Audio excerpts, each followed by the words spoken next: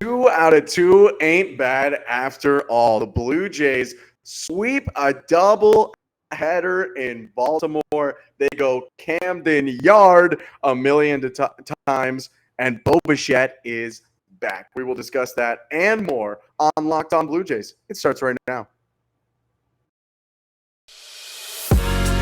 You are Locked On Blue Jays, your daily Toronto Blue Jays podcast.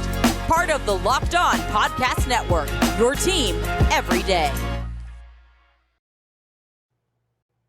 Welcome to Locked On Blue Jays. He's Matt Bonaparte. I'm Ben Shulman.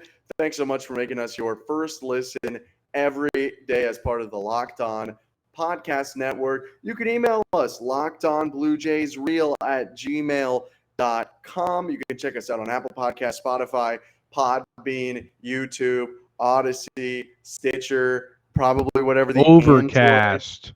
Overcast. Whatever. What's the Android one called again? Like Dolv. I'll look. Hold on. Twitter.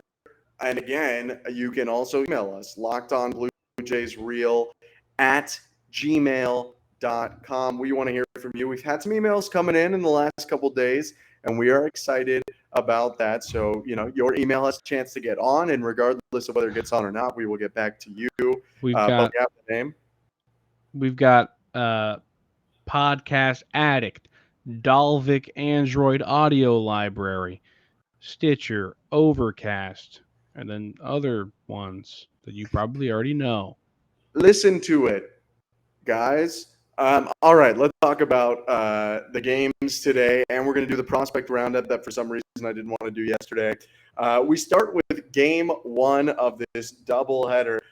It's some early rain. The Blue Jays take an early lead, and they find offense later. A 7-3 dub for the Blue Jays, and Cavan Biggio had an important role in this game, including his single to tie it up at 1 in the second inning right after the Blue Jays went down. They talked about it a bit on the broadcast about how Biggio's numbers, when you go a little more advanced, not super advanced, but just like the plus stats, OPS and WRC, are pretty good. How do you feel about Cavan Biggio, Bones? If I'm gonna look at where I started with Cavan and where I've almost ended with Cavan this season, I'm gonna say that he's made a huge improvement. I don't think Cavan is the greatest player on the planet. I don't think he's awful. I think he's fine. And he's a good guy to have because he's an on-base guy and he can play a lot of positions. Guy's not a superstar. I feel like he kind of rode the coattails of like the all our dads are famous thing with like Vlad and Bo. And they were like, oh yeah, Cavan's there too. Like his dad was a compiler. But he's definitely the worst of the three. Yeah. Well, I'm not here to compare him to Bo and Vlad. He also probably got looped in with them because he played in the minors with them, and they all kind of came up at the same time. And he had a very good rookie year, so that ends up being looped in. But with his production today, he has his OPS into the mid 700s. But even if you just go before today, because unfortunately I don't have his live OPS plus for you, he has 09 OPS plus, which was, again, before today, a day in which he homered, although we'll talk about game two coming up later. He has 3 homers his last 5 games. Sorry to spoil more game two. But a big question I wanted to get to, because I do like Cavan. I've been a Cavan supporter from game one. He's probably kind of in the middle of how you and I feel about him. I probably overproject him a little, or I did overproject him, and you probably underprojected him at the beginning of the year, and he's kind of fit right at the median of that. If it's game 7 of the World Series, just like Carson, our listener, predicted yesterday, and you have to decide between Santiago Espinal and Cavan. And Cavan, it's Cavan? Cavan. It's Cavan? It's not even close. It's not even with the defense? Second, it's Cavan Biggio. Even with the defense? Yeah, it's Cavan.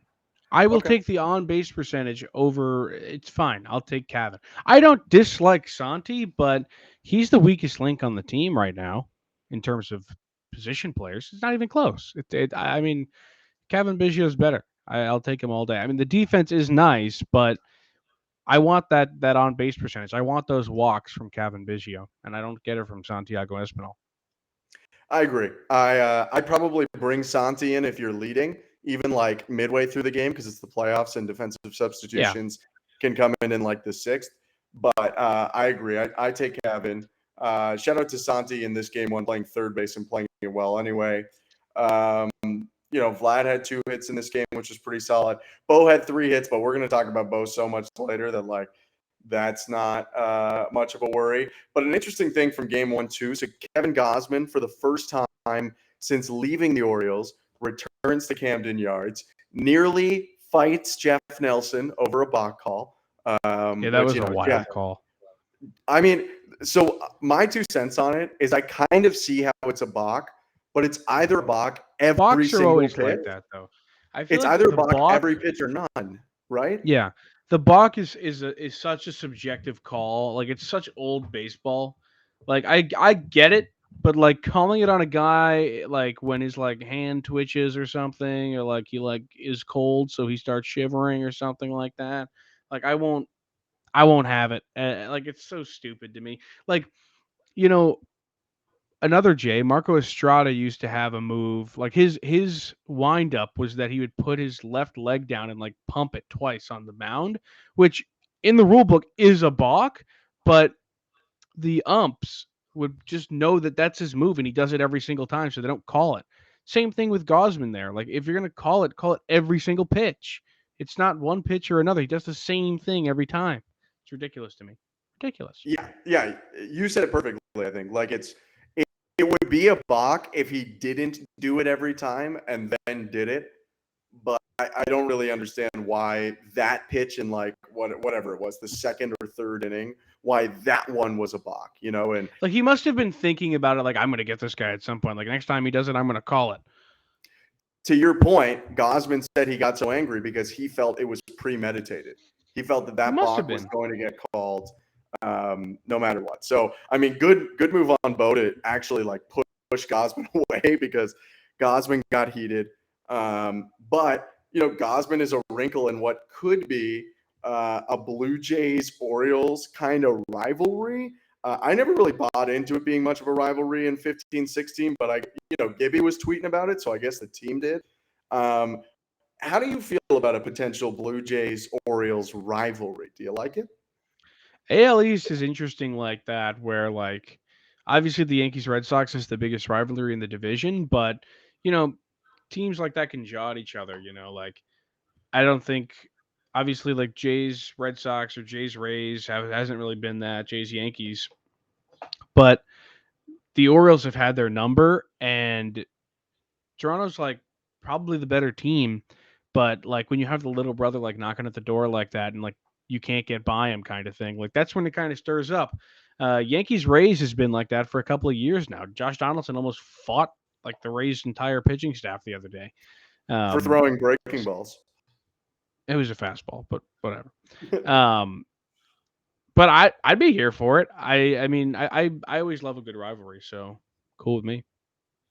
Yeah, it's fun. I know, I think Orioles fans think a lot more about 15 and 16 than Jays fans because, the Texas rivalry was there and the Jays, you know, I remember that wild card game in 16. It's a cool game, but they went all the way to the ALCS. It wasn't really like the wild card game was necessarily a huge deal, but I think it's good. The Jays don't really have a natural rival since the Expos have been gone. So I think it's nice to have one there. And if it can be the Orioles, sure. And they definitely had the leg up in the rivalry today. So fun game one. We're about to talk about game two.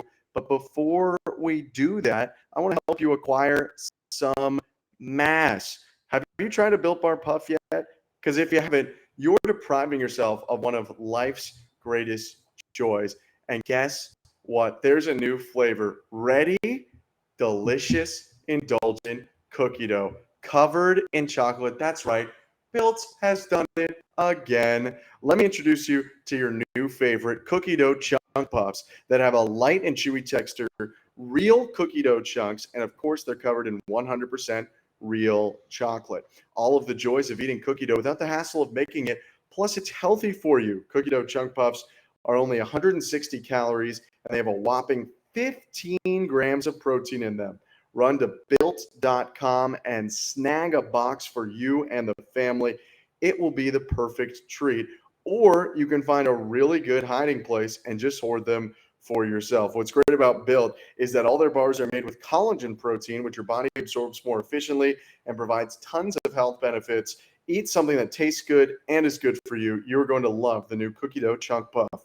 Whether you need a snack for your workout, a late night treat, or just need to grab a quick bite, Built is the perfect protein bar, and they taste better than a candy bar. Ditch the calories, fat, and sugar. See you later, sugar.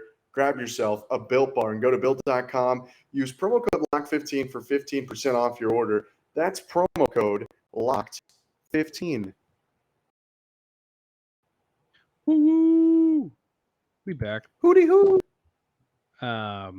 Matty Bones, Benny Schulz with you on the Locked On Blue Jays podcast. All right, game one out of the way, man. It's time for game two. And the game two is a lot more exciting than game one, primarily because Bo Bichette said, I'm back, yo.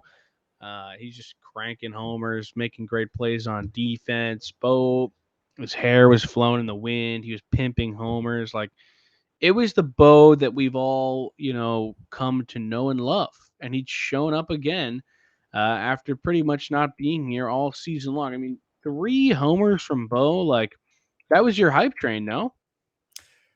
That was my hype train. I'll give you a super stat off the Jays Twitter if you want.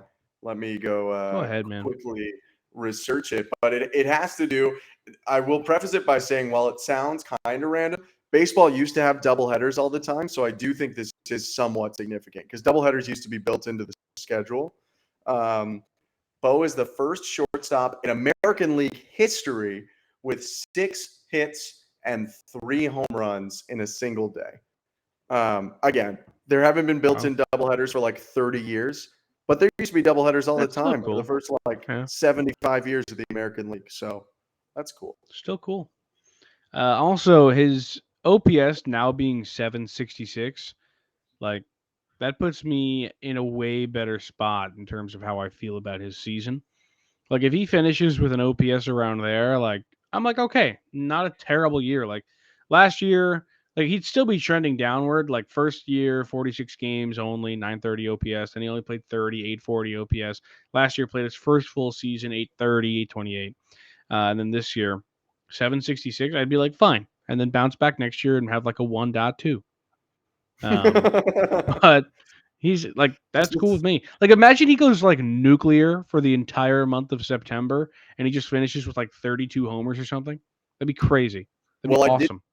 I did do some research Put the today, team on his back. about Bo Bichette's career and which months he's the best in. Which month do you think Bo Bichette first in his career? July.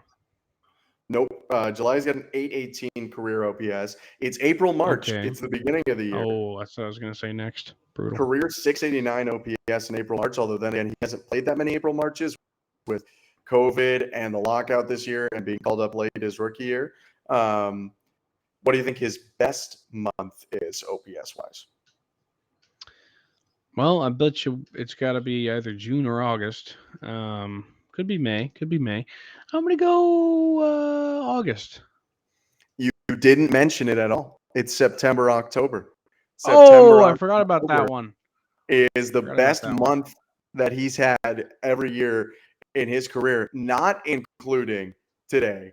He has an 866 career OPS in the September-October window. So he's a guy that can get notoriously hot.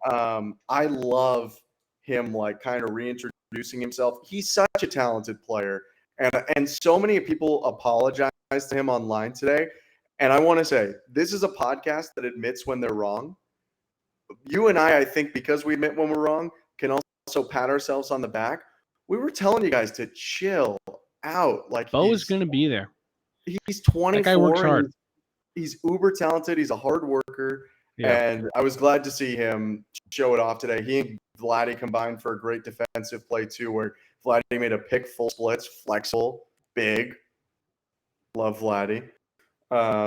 But yeah, Bo's a good player, and I think it's huge for the team if he can get the stick going. He should stick in the top 4 of the order. He doesn't have to hit 3 home runs every day, but in general, over the last couple weeks, he's just been hitting better. Yeah, imagine if he could just be a respectable bat in the middle of the order, and not just go up there and flail, because he is one of the hardest workers on the team. I truly believe that. We learned that really early this season and last year as well. That guy is just, when he doesn't play well, he works at everything and anything to play well. So you knew it was going to come around. It's just a matter of when. But if he can start, and like you said, he doesn't necessarily have to crank 3 home runs a game, but if he can just start putting bat to ball a lot more and hitting the ball hard, this lineup is going to change and the offense is going to come. Um, the pitching can use it, especially when you're going into 2 games right now where it's Mitch White and then what is the other one? Manoah's finale, because they bullpen dayed in Pittsburgh. They set up Okay, Manoah for the finale. gotcha. Okay, well, you still got to play Mitch White though, Yeah, and yeah. that's I mean, spooky. big for the offense in general, especially in this game when they scored a little earlier. First game, they did put up 7, but a lot of them came late, and they came off rookie DL Hall. Um, but this game, they put up runs early, and they didn't need Vlad to do it. We'd mentioned Cavan earlier. He hit a home run. Teo had 3 hits in the 2 games today, including a home run. The offense, you can survive Vladio 4s way easier when you have more faith in Bo and the guys behind them. And then, I mean, it wasn't super pretty, if I'm going to be honest, but Barrios pitched well in game 2. You get 6+ out of him. You 2 take earned that from runs. him though these days. You take that. Yeah, 6+ 2 earned runs. As long as he's keeping you in games, run support numbers for some reason when he's pitching are phenomenal. So he's just got to keep you in. And again, I've declared that we can't dictate his whole season start to start anymore. And he just is what he is. But he hasn't went up at least in a little bit. So that's pretty good. Yes, that is optimal, I'd say. He's currently holding a little bit of momentum, so that's something to be looking forward to right A now. little bit. Huge day. We're going to get to prospect roundup in a moment, but just feels like a statement day for the Jays. Like you had said, the Orioles leading the season series. The only team in the AL East that the Jays are leading the season series on right now is Boston, who they beat 13-3 this year. Wow. But I guarantee a split in one day. And even if things go poorly today when Mitch White starts, to have Manoah on the mound potentially. I mean, Mitch White could win. He easily could. But even if it goes poorly, you I have don't know Manoah about on the mound. easily, but he could. I mean, there's a chance. There's a chance. There is a chance. But to have a chance at a series win with Manoah on the mound too, this was one of the bigger games of the year, or bigger days of the year, I should say, for the team. Yeah, huge. They're finally, 2 wins in a day, and coming off of a series sweep, like you said, 5 wins in a row. That's pretty sweet. So you take those things. But yeah. I got one more thing for you, then we'll go to prospect roundup. Sure.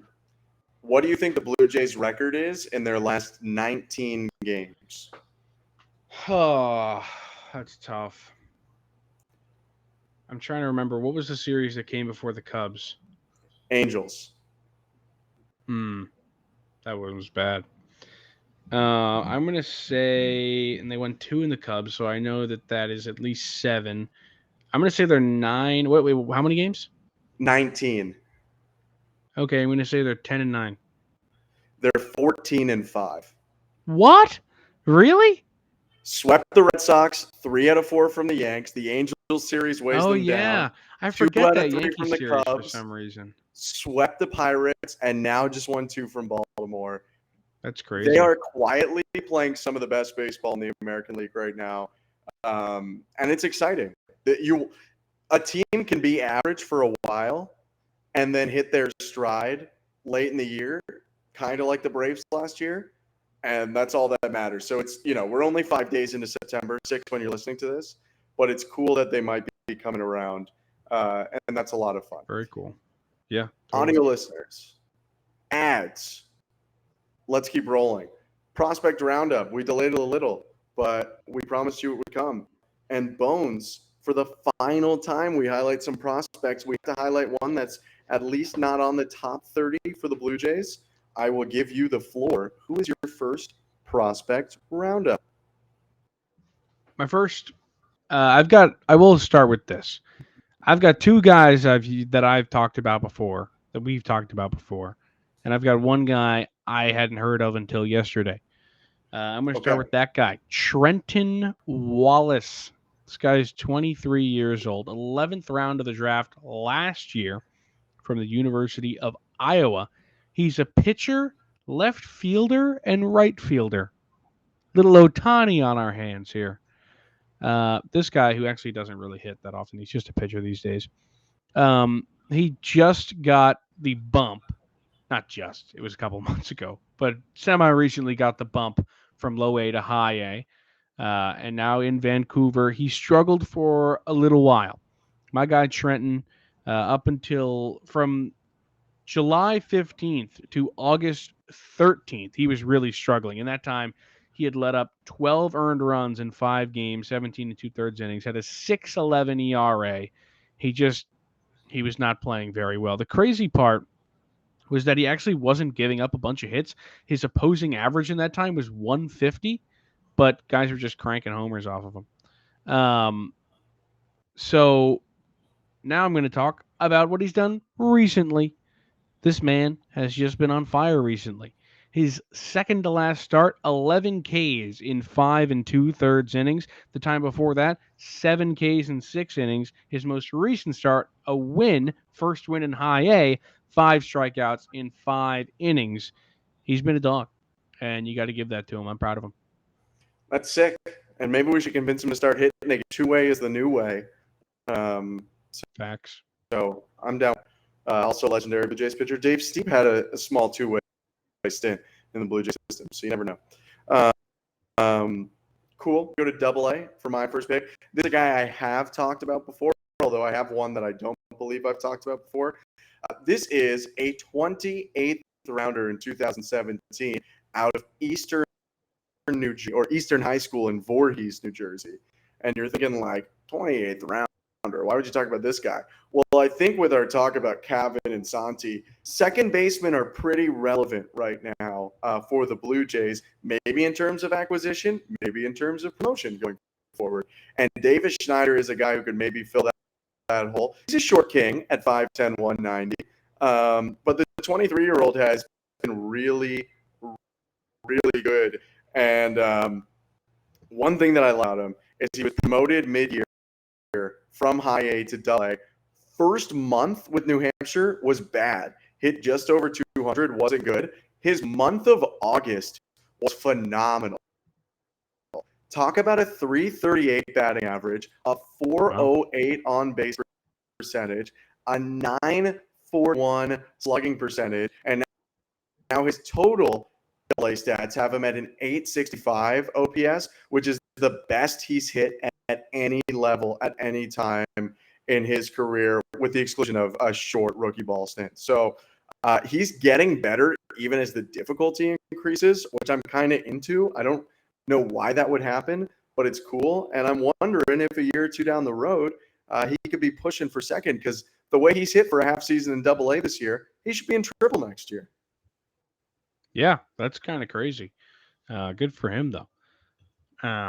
My next guy, a guy you love very much. He's bounced around the system this season, but has only gone up. Started in Dunedin, went to Vancouver in July, or actually in May, and stayed until July, and then got the bump up to Double A recently.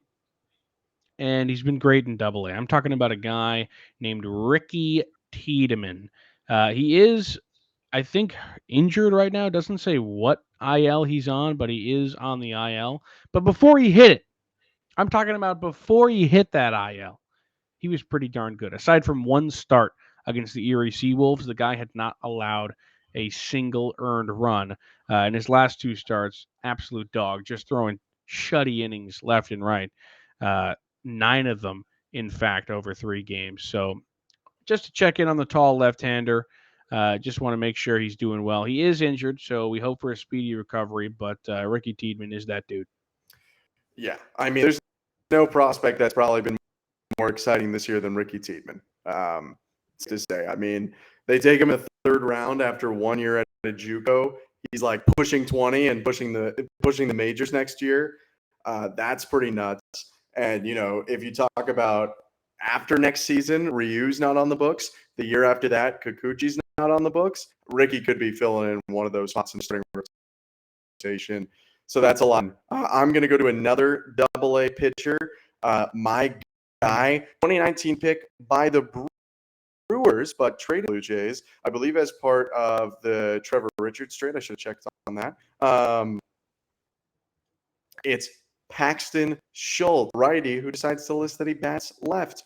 24-year-old, 2019 14th round pick, and he's just been very, very good as of late. Although his last start wasn't his best start per se, I was looking at a lot of months of August for these guys.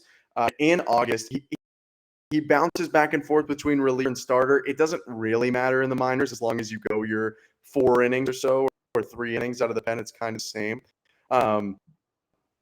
But in the month of August, in 21 and a third innings, a 1.69 ERA, 20 punchies. He only allowed 4 earned runs, and 2 runs were the cause. So it's like, the fine margins between, that ball hitting off the wall and going out was the difference. So that's an interesting guy going forward for the Blue Jays, I think, is, their great bullpen looks to take even more guys because the bullpen has been hot recently. Yeah, Paxton has been that dude as well. A lot of good pitchers, like you said. Bullpen hopefully taking in another guy shortly. Okay, so seeing that it is our last ever prospect roundup, I wanted to incorporate a guy that is my favorite of the Blue Jays prospects. If you have been following our podcast for a while, first of all, thank you so much. Second of all, you might know who this is. You might also be thinking, oh, this is probably Sem Roberts because Bones picked that like week 1 or something. No, it's not Sem Roberts. Okay, but good guess.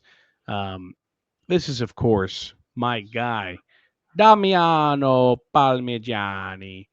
I love him. He's not Italian, or at least he wasn't born in Italy, but he's from Caracas, Venezuela. But this is my guy. He in the month of September already has just like clacked 2 home runs. And if we got to do this yesterday, his stats would be a little bit more impressive. Sorry. But I had to incorporate him anyway because he's my guy. Over his last 10 games, kind of similar to my scary Santander, who did have 2 home runs today.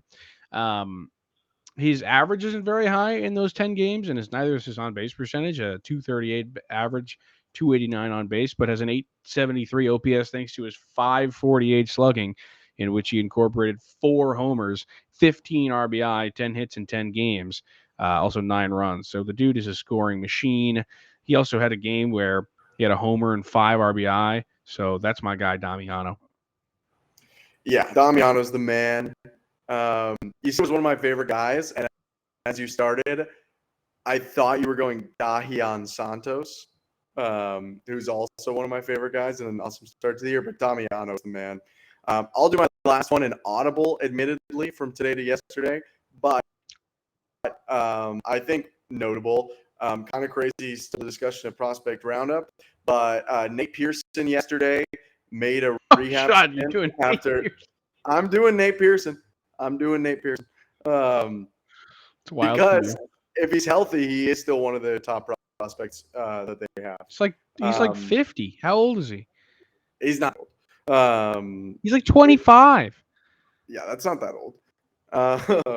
If he's up next year, for a prospect. And you picked easily this year. Don't be talking ages. But